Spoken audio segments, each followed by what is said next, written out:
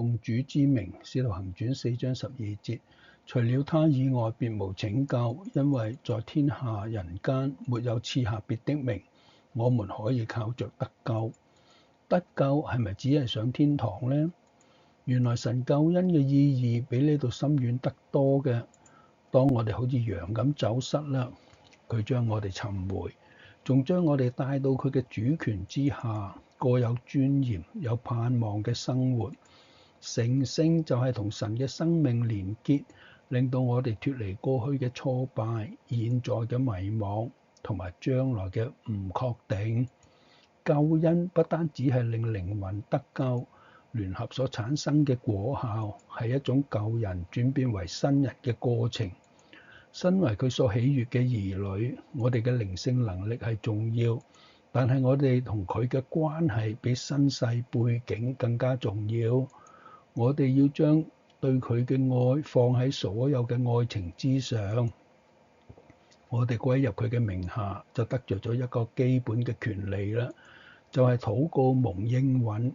喺約翰福音16章24節嗰度話，當我哋奉佢嘅名求嘅時候，佢就答應應允我哋所求嘅，令到我哋嘅喜樂可以滿足。禱告其實係好簡單，只要開口就得啦。奉佢嘅名係一個要努力突破嘅關卡。主佢喺天上禱告，我哋喺地上禱告，唔好自說自話，要聆聽佢禱告嘅內容係乜嘢。佢嘅寶庫有好多道門，要明白我哋現在要開啟嘅係邊一道門，要照着佢嘅旨意嚟求，否則就變咗係妄求啦。馬太福音21章22節嗰度話，只要信就必得着。如今我哋求就必得着，呢個應許好得令人難以置信，卻又係千真萬確嘅。